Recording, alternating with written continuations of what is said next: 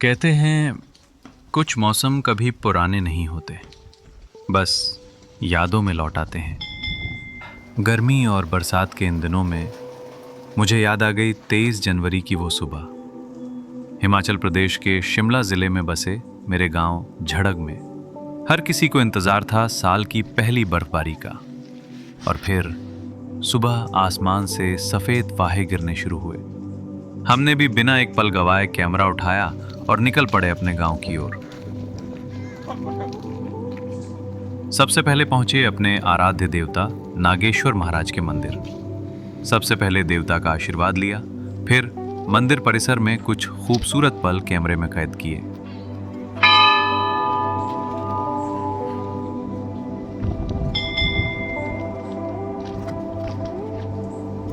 गांव के आराध्य देवता नागेश्वर महाराज का मंदिर सिर्फ पूजा का स्थान नहीं, बल्कि गांव की पहचान है। हर शुभ काम की शुरुआत इन्हीं के आशीर्वाद से मानी जाती है। दिसंबर में यहां शांत महायज्ञ का आयोजन हुआ था, जिसका इंतजार पूरे 54 साल से था।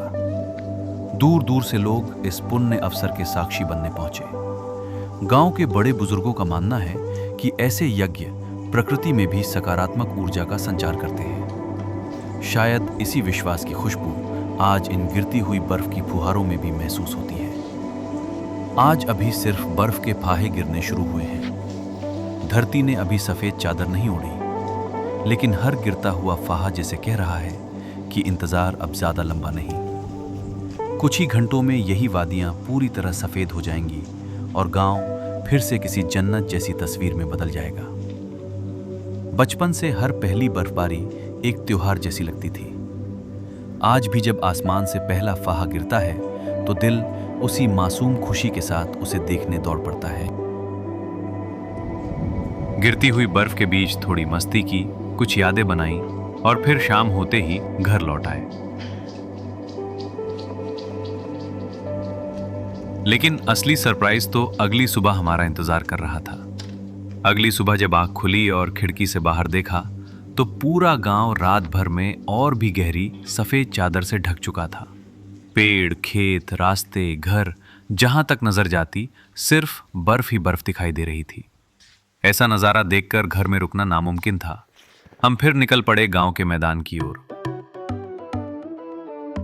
वहां जमकर बर्फ में खेला, हंसे, दौड़े, खूब मस्ती की और उसी ताजी बर्फ से एक सुंदर शिवलिंग भी बनाया।